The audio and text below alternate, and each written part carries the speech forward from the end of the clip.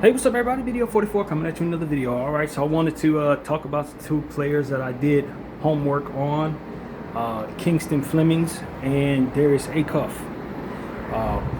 They are currently ranked 5 and 6. I think that's probably going to fluctuate some. In fact, I think Acuff is kind of moving up on a lot of people's boards into the top 4, top 3. It's tricky for me because a lot of what it is I'm assessing has to do with what I think teams' needs will be, and not necessarily who the best player is today. More so, who needs the most work, who has the most upside, the body type, frame, all of these different things, prioritizing the needs of whatever teams are, rather than just in a nutshell who's a better player, because I think that's such a fluid thing, and the more I learned about basketball, the more I understand how fluid that assessment can actually be. I take this for example. I just take two players. They weren't even drafted at the same time, but if you're prioritizing athleticism and length, you might take a Darius Miles over a Steve Nash. And how stupid would you look? You know what I mean? So it's like, it's very tricky for me to say when I listen to people who tend to appreciate one or the other a little more. Maybe, for example, I'll take two other players. Maybe you look at a player like VJ Edgecombe and say, nah, I prefer Trey Burke, because a lot of people loved Trey Burke when he first came out. Now you've passed up on athletic Edgecombe, thinking that the lack of athleticism was something that could be made up with skill and, you know, going the other way. I think the more conventional way, when you're talking about NBA scouts and what NBA teams are looking for, is usually length, athleticism, size, skill, and then like it factor, so to speak. Sometimes, again, that can be you can lose doing that. So it's very difficult for me to assess these players and feel comfortable with what it is that I'm saying, when not only there's so much for me to learn about these players, but there's so much to take into account for why players are drafted in a certain order. And so I just want to put that out there before I get into these two players, because I think this matters with these two. So with Flemings, I did Kingston Flemings, I believe is his name. I did homework on him yesterday, and Darius Acuff today. So Acuff stuff is a little more in my mind, but I did a lot of homework on Flemings, probably more than I did Wilson. So the thing I can say about Flemings is he didn't play well in the tournament, and a lot of people have recency bias as it pertains to these players. And so Flemings kind of just fizzled out. He didn't really take over. Stuff like that really hurts him right now when you're looking at Acuff, who's balling out, and he was recently eliminated but had an excellent tournament. So the thing about Flemings is, if you're just going to compare these two, since they're both guards underneath the tier of Peterson, they separate in some key areas. One, Kingston Flemings is going to help you defensively. He is going to get stocks. He does a great job stealing the ball. He even gets a couple blocks here and there. Tends to be considered more athletic. He can fly some, dunk a little bit. First step is super fast. Both of these guys are super fast. I can tell you that right now. Both of them are going to beat people off the dribble. Both of them make very nice passes. They're very good point guards, traditional point guards. I don't know that I'm clear on whether or not Kingston Flemings can play the two. He's a bit bigger than Acuff. If I'm comparing the two, he's more athletic than Acuff, has longer arms. So those type of NBA metrics tend to matter when assessing a player. And a lot of times guys will come in more developed than other guys, but you see that their ceiling can be something great where other guys are kind of just as good as they're going to be. And I think that's the question about Acuff versus Flemings in this situation. Acuff looks as if he's already reached a space where a lot of key basketball minds are essentially saying, yo, where can he get better? In all the areas that you want players to work on, he seems to be developed, and he doesn't appear to have much upside from here to a lot of people. Flemings, however, is the opposite. Flemings to me looks like a player who has more of an NBA ready body, whose ceiling is probably higher than an Acuff based on his metrics and defensive ability, athleticism. He probably just fits on a basketball floor better when he learns the stuff that Acuff has already developed. Flemings needs to work on his offhand layups and stuff like that. He needs to work on locking in more on offense and being more aggressive. He to me, Flemings looks like he's probably best for a situation that's not going to ask him to do too much too soon. Acuff, on the other hand, seems like he's ready to help a team right now, so long as you have the ability to put the ball in his hands and let him go be a scorer. Acuff has like ridiculous poise. And I hate to go back and forth, but that's just kind of how I have it set up in my brain. And to compare these players against one another. But how I want to do it is essentially say Acuff kind of reminds people of Stephon Marbury, Damian Lillard, not very athletic, but uber talented scoring the ball. But the problem with Acuff is, from what I understand, he doesn't play defense a lick at all. I was listening to a guy by the name of, I don't know his name, but his content is called Floor and Ceiling. And I really trust this guy. He has been good about a lot of what it is that he's been talking about over the last several years. I've been following his content. Every time it's time to do draft stuff, he's a good go-to guy for drafts. And he tends to have an opinion that doesn't often follow the consensus. He couldn't stand Dalton Connect early on. One of the reasons why I did so much homework on Dalton Connect in the draft is because the first video I watched from Floor and Ceiling, and he didn't like Dalton at all. And everybody else did. You fast forward to where we are right now, he was right. Dalton wasn't very good. He was right. But there was no evidence of that. His position on Acuff is that he really likes Acuff. He sees what's special in Acuff offensively. But the problem with Acuff, which potentially is that he doesn't necessarily translate physically to what the NBA needs right now, which is athletic big guards who can play both sides of the floor. He is somewhat, if not very unathletic for the position. He's undersized for the position, and he's deficient defensively. So it becomes a situation where when I look at Darius Acuff specifically, it becomes a conversation where you wonder if this is the right build for the league, even though you see builds like his succeed a lot.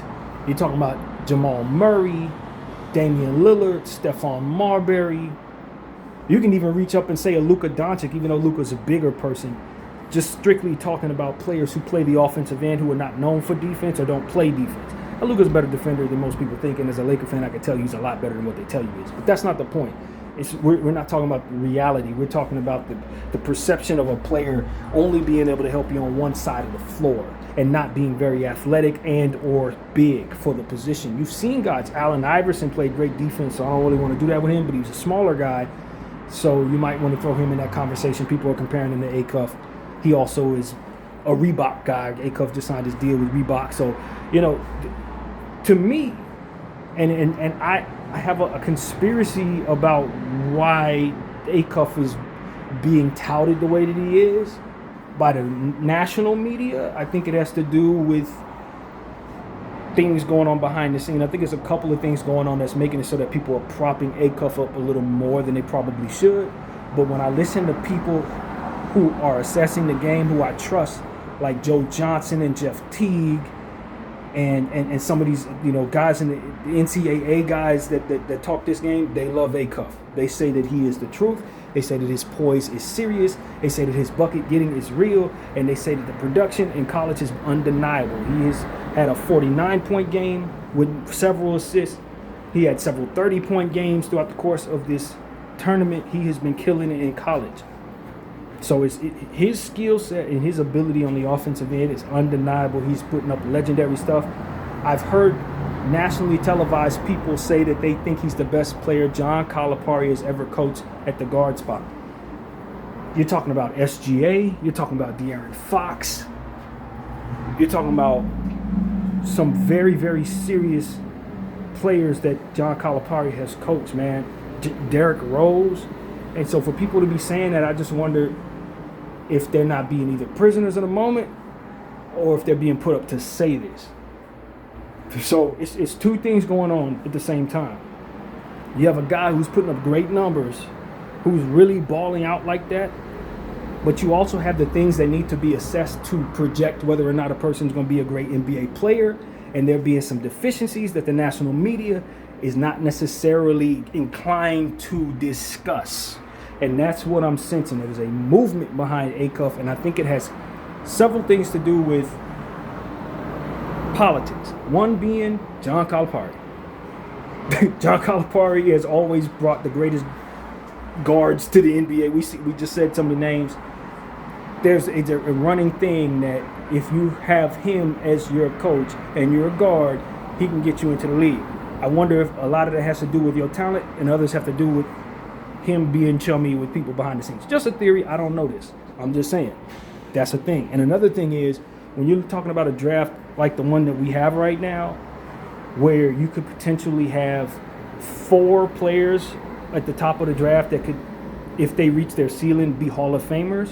What I think is going on, in some shade of this, I think is what it is.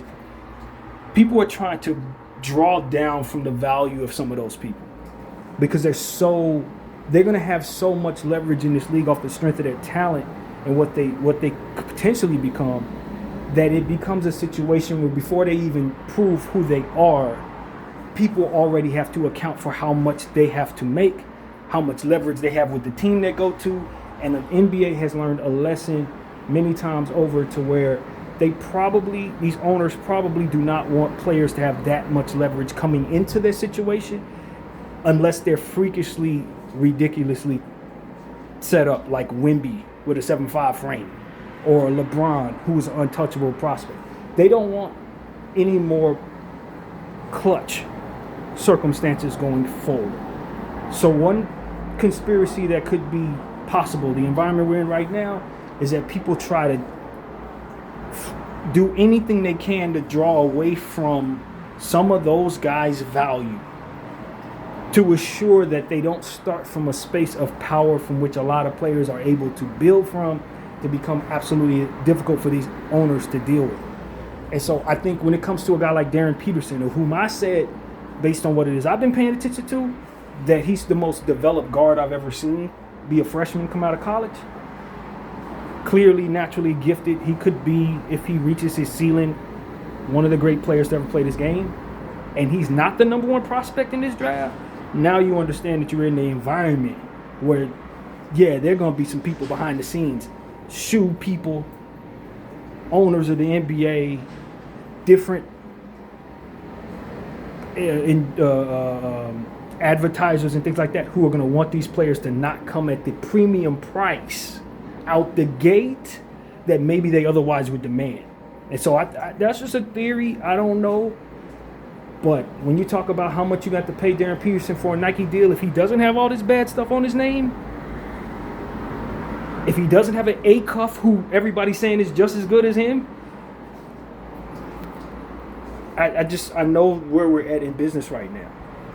It's just like that. A lot of times people are trying to get deals. They're trying to pay these people half of what they're worth. They're trying to have negotiation power where there otherwise wouldn't be any. And so if we prop one guy up who we know ain't as good as this guy, we can say there is a balance here to where this guy can't come in here and demand that his cousin play for the team, that he get $100 million out the gate. You know what I mean? That type of thing is what I sense may be happening here. Because they have such horrible things to say about Darren Peterson, and oh my God, he's got the money. He's probably Ben Simmons. Look at Acuff. Acuff's so much better than him. And what it really becomes to me is a clear understanding when you assess NBA talent that, Peterson plays both sides of the floor. He has things you cannot teach. He's one of the quickest players we ever seen. He's one of the most developed young players we've ever seen. Yeah, he's going through something with his cramping issue, and there may be some concerns.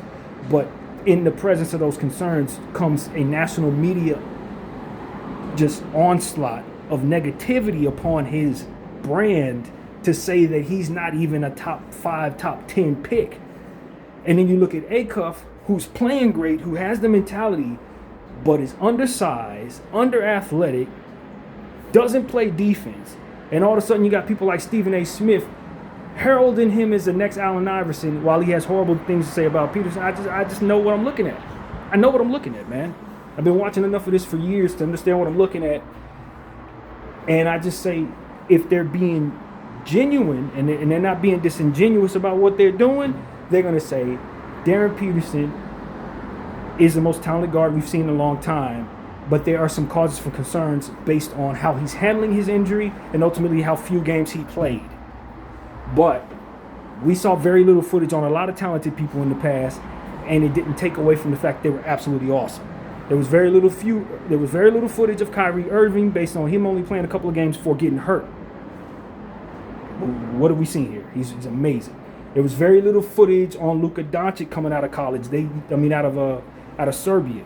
They used that as a means of saying, yo, we're not comfortable taking this guy. Let's go with Ayton. Let's go with Bagley.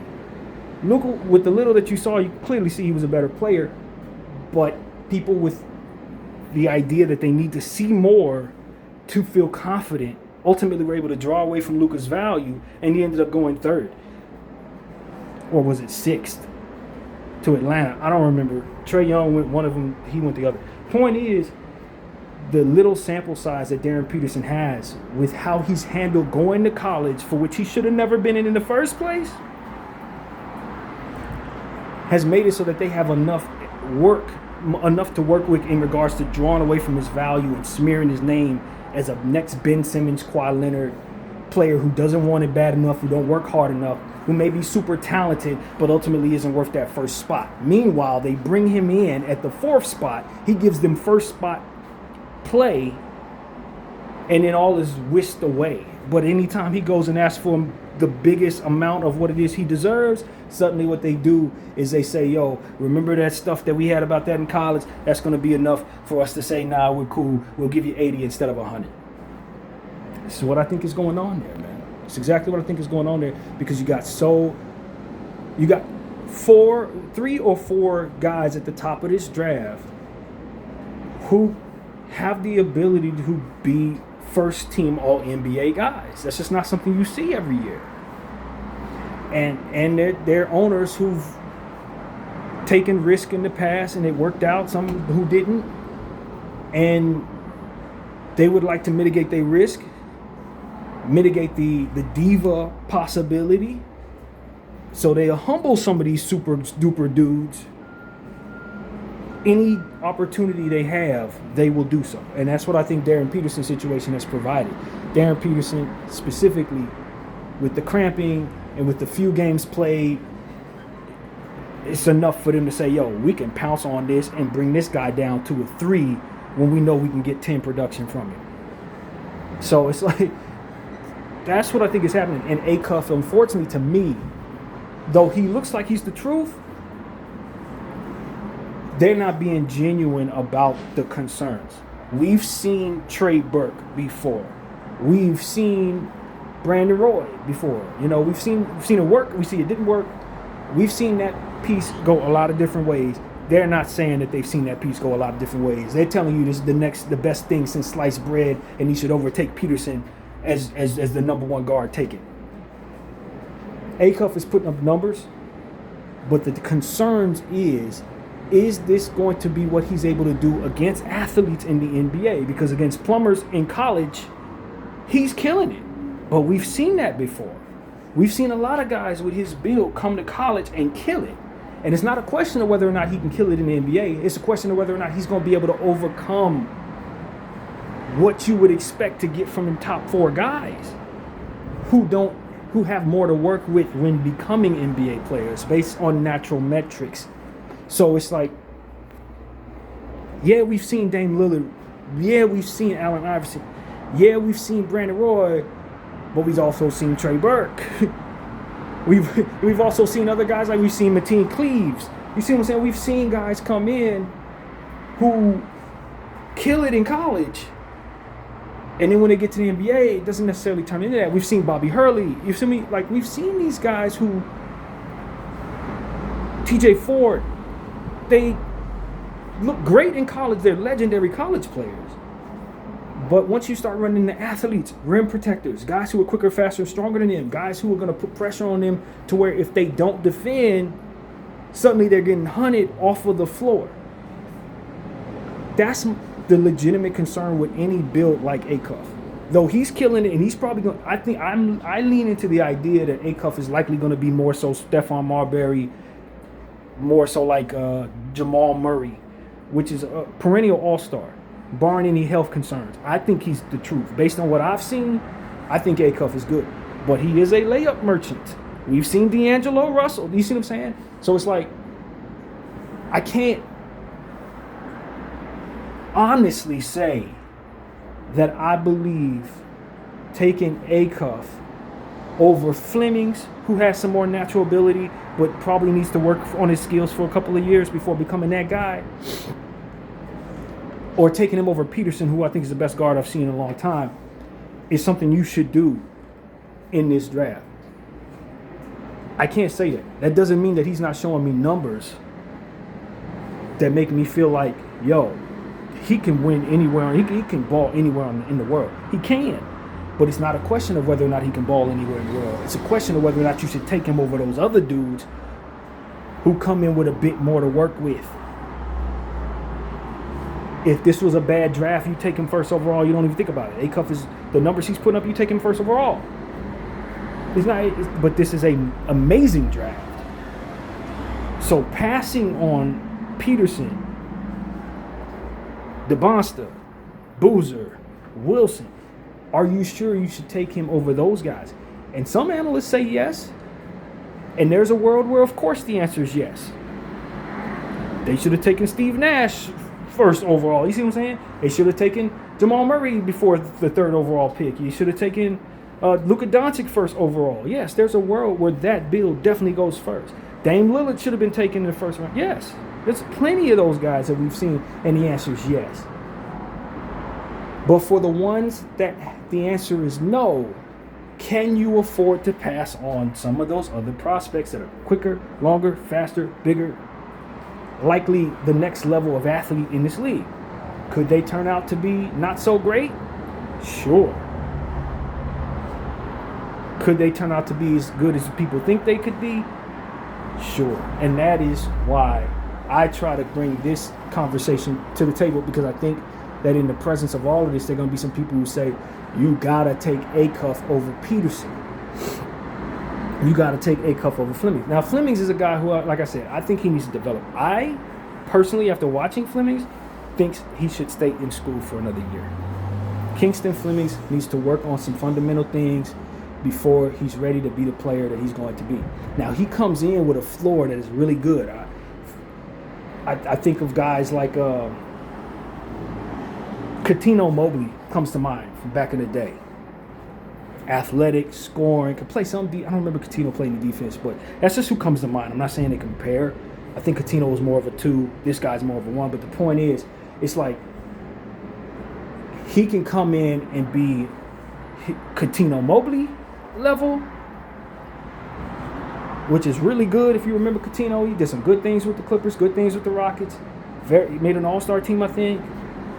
Or if he continues to develop, he can come in and be with the player comps. People are saying he should essentially be like John Wall or something like that. And I think that's what Flemings is. Flemings is a guy where if you take him too high right now, let's say you take him 5th overall where his consensus is, and you pass up on Acuff, and you pass up on Wilson or something like that, and he doesn't reach his ceiling, or he comes in and is not able to help you, you would have left somebody on the board you probably shouldn't have left. But he is, in theory, too good to let fall past 7 or 8. And I still have more homework to do, so my opinion on these players is going to develop more. But based on what I'm listening to, he's too good to let fall. But for what his work needs to be in regards to making him ready for the NBA, in my opinion, 5 is too rich for me, for Flemings. I do think he can come in and be a good guard, but I have a very good guard, in fact, especially with his speed and his pressure on the rim and his stocks ability and his passing ability. He's going to come in and be a nice guard. And he has more to work with physically than Acuff. But Acuff is ready to contribute to scoring and passing and big play situations. I don't know that Flemings is ready for that. I don't think he's ready for that.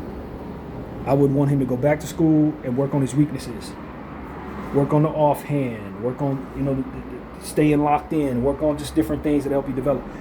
If he goes to the wrong spot where there's too many damn guards, I'm afraid he's going to be in a situation like Kobe Buffkin, Book Knight. You know what I mean? The different guys that just have not gotten off the ground despite being fantastic prospects at the guard spot. There's too many guards in the league for a guy to be drafted that high to not be ready and go to the wrong spot where there's either a log jam where he's hardly not going to get any playing time, or a situation where he goes to a team that needs him like Brooklyn and falls flat. It's just too many guard prospects, man. And so that's what I'm concerned about in regards to Fleming specifically. I think that if you could get him at 10, 11, or 12, you feel better about the risk that come with him not being developed yet. Fully developed yet. If he reaches his ceiling, he's going to be an all-star about 3-4 times over. So I don't want anybody to get that twisted. He has all-star upside. He looks like he's going to be an all-star, but he's not ready, in my opinion. He just don't look ready. He should stay in school for another year. Problem with staying in school another year is there's a decent chance that if he does, injury could pop up, or he could just lower his draft stock. Because if you're slapped at 6 or 5 in a great draft, it's not a whole lot of good that can come from being a sophomore. You know, some of the intrigue is the fact that he's a freshman. That's considered a good thing. The longer you stay in school, the less likely people are going to look at you as special. So it becomes a situation where if he stays in school, he could potentially fall all the way out of the lottery. But what he would do is make it so that he's more refined and ready to contribute, as to which he would go to a team and probably have a better rookie season than I expect him to have. So while draft stock matters a lot, once you get drafted, that only matters as much as the opportunities you're going to get.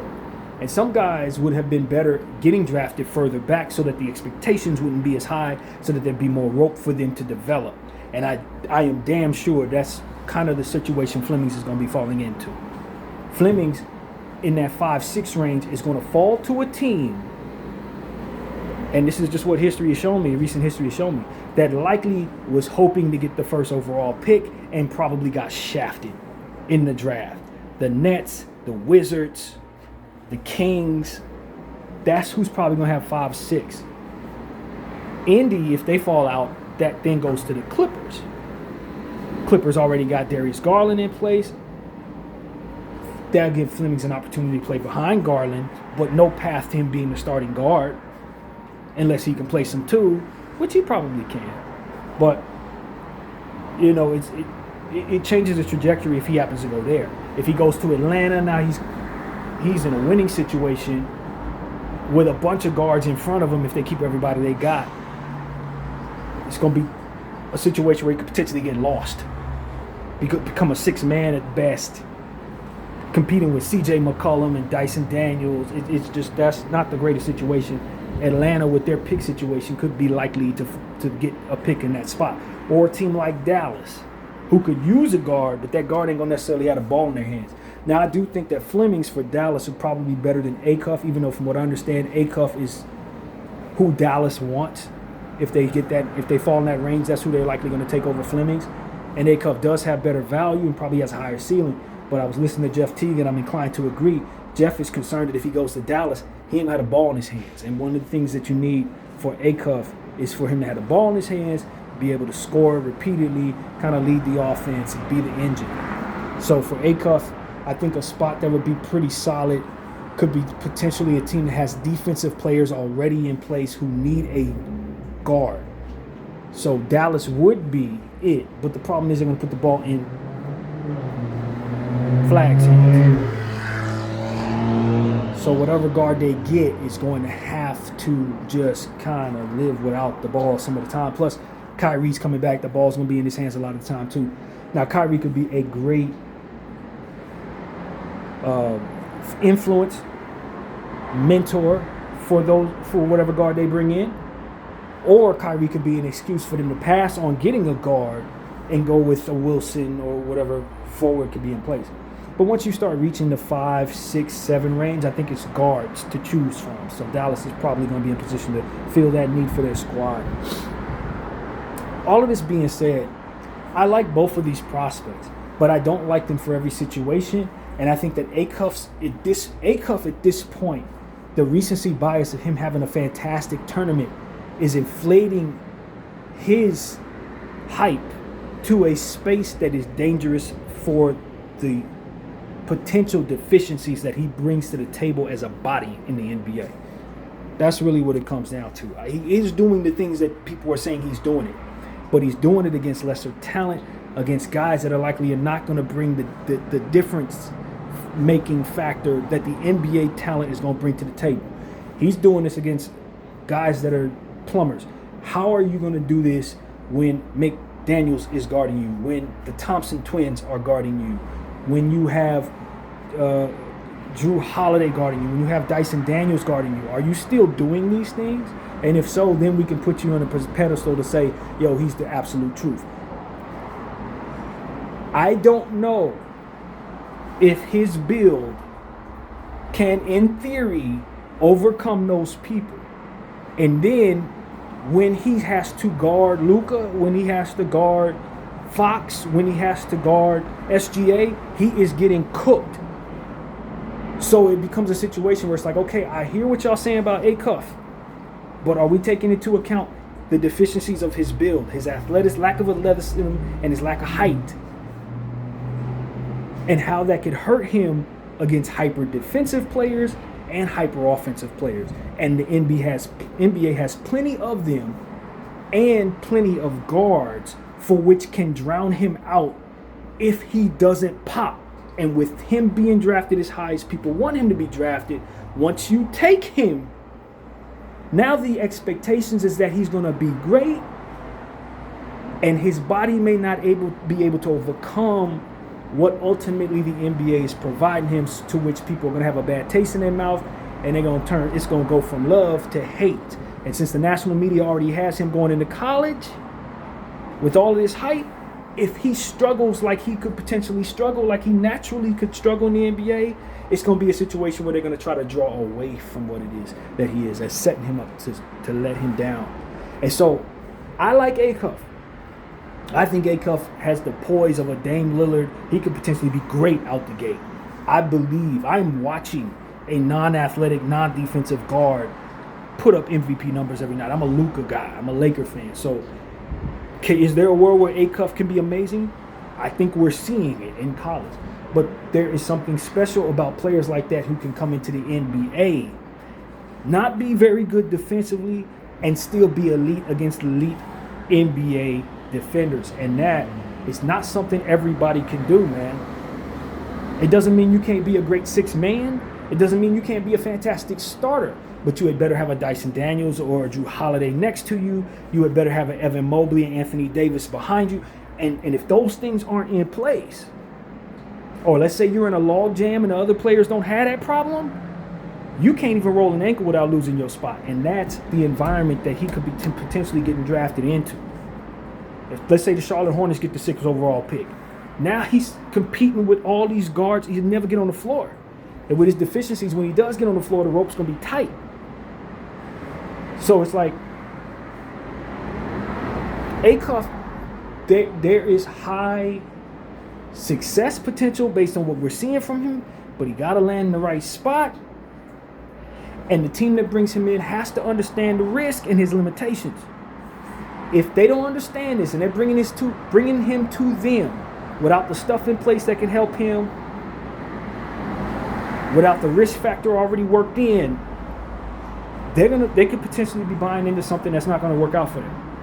And it's being propped up potentially for reasons that don't have anything to do with how good he is, but more so how good other players are in the top of this draft and how teams want to get a discount on those players. So that is what I'm trying to get people to understand. The national media is disingenuous. They paid it just as bad as any other media in 2026. It's all about who pays me, who has leverage over me to say what it is they want me to say. And this Stephen A. Smith stuff, I know the game they playing from behind the scenes.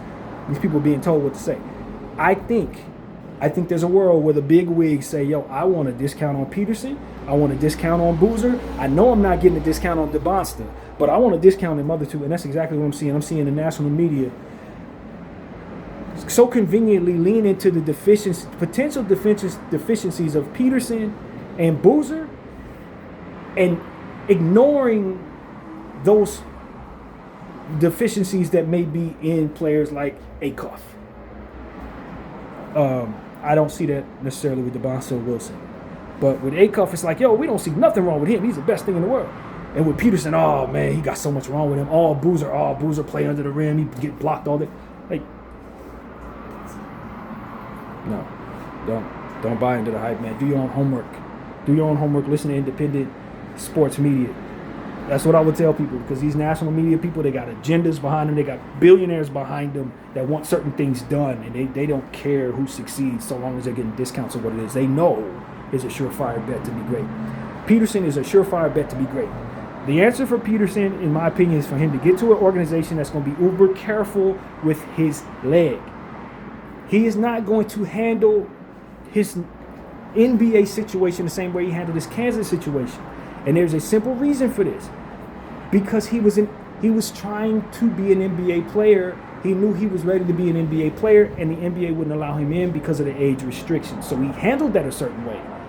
And they understand this, but they're not going to tell you that. They're not going to tell you that, man.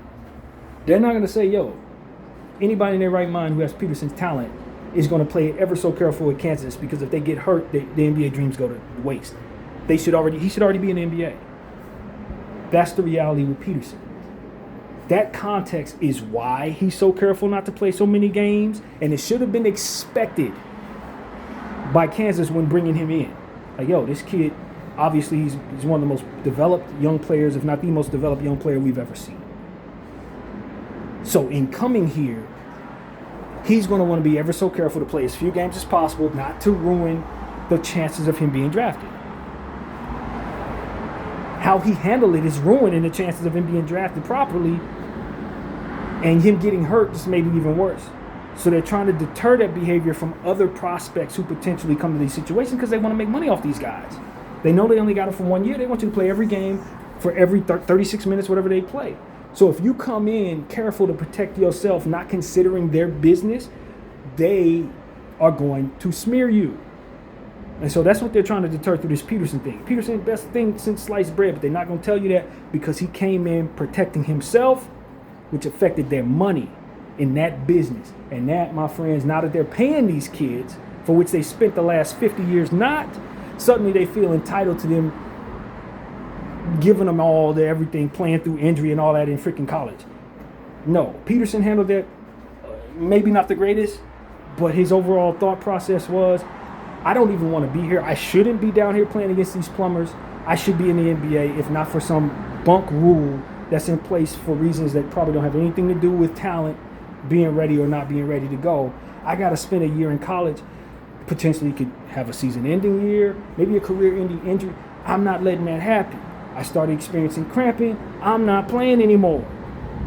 F y'all and F what y'all paying me, because I ain't supposed to be down here anyway. Whatever y'all paying me in, as much as I should be getting an NBA any damn way. So that's Peterson's position. They're not going to paint it out that way because there's an agenda behind bringing his value down. And it's because they know how good he is. So that's the problem with the situation.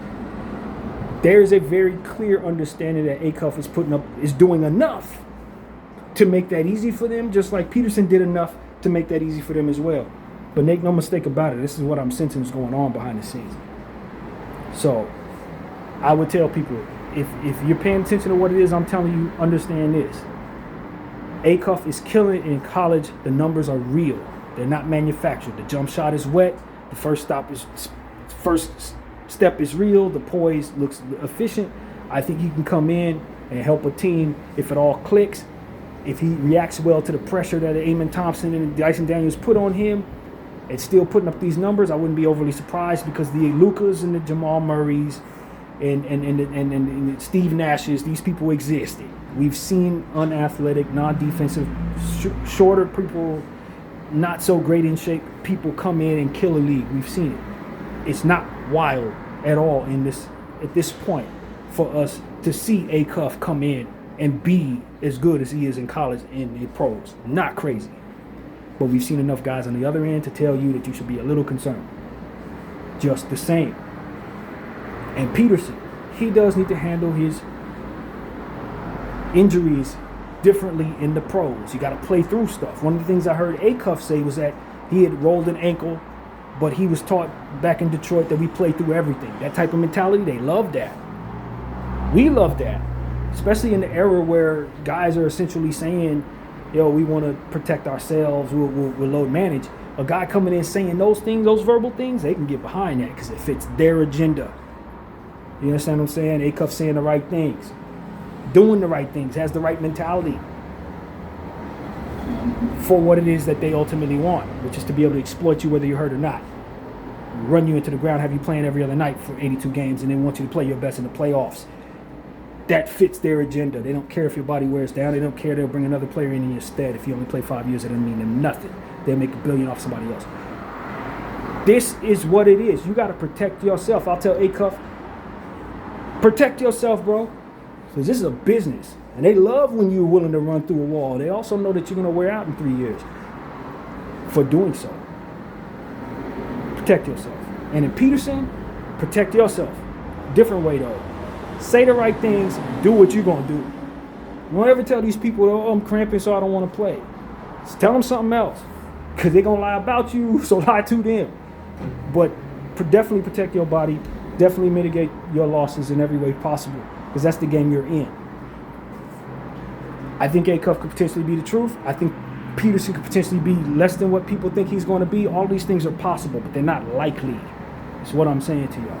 Peterson's likely to come in, heal from his leg injury, and be the best guard in basketball. Not named Luka Doncic or SGA. He's one of them. Or Ant-Man. He's like that.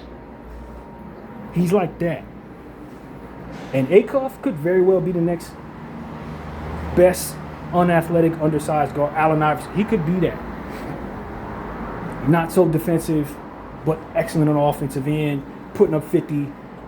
I definitely think the talent is potentially there. So I just want to bring some balance to this situation. And Flemings, I think Flemings should stay in school, but I think Flemings has a high chance of being a very good player. I think his floor is safer based on his athleticism, his length, his defensive abilities. His floor is safer than Acuff's. But his mentality is not that at Acuff. And so he's going to have to work on his mentality. He's going to definitely have to work on his offhand. I think Flemings has more developing to do. So that's really what I think. I didn't want to make this necessarily this type of video where I'm just comparing the two and then saying the Peterson thing, but I genuinely think that's what's going on right now. I'm watching people talk. I'm watching the talking heads who make $100 million use their voice to fluctuate the perception of certain players, and they're being disingenuous in regards to the risk. And I just think that there's an agenda behind that, and it probably ain't any good for these players. And so organizations need to be smart enough. This is why my channel exists, man, because I know that there are people behind the scenes who pay attention to me, and they probably don't have anybody whispering this to them. You got to do your own homework on these kids. There's no right or wrong answer. Sometimes it is best to take the unathletic, super skilled, good mind guy over the hyper athletic, jump out the gym guy, because he's just going to be a better basketball player. So I can't tell you what you should not do, but I can tell you that you got to live with whatever you choose. And there's a lot of great talent in this draft, man. Great talent in this draft. You know, I'll say something else, and that have nothing to do with the players we're talking about. Boozer is the only one of these monster kids that's still around in this draft. He's the only one in the NCAA tournament, excuse me. He's the only one still around. And one of the things people say about Boozer is he always wins. He's a winner. He's won every game, every big game. Every time he leaves an organization, he walks away with a championship. He's still around. Everybody else isn't. So if you're a winning organization, I would tell you that I think Boozer is the guy that you probably want to bank on for strictly winning. Like, I don't know that these other people are going to win as much as he's projected to win based on what he's been showing. He's a winner, man. He affects winning. And in a world where you've watched Jokic, in a world where you've watched Tim Duncan, sometimes it's best to take these guys over your Sean Kemps, over your Allen Iversons, because these guys are going to beat those people when it matters the most. And so it's that type of draft, man. I think when we look back on this draft, if these players reach their ceiling, this is one of the greatest drafts of all time. So the environment for potential manipulation of value, potential hyping up other guys against other guys, I think this is the prime example of that being possible with this draft. BDL 44, I thank you all for watching. Out.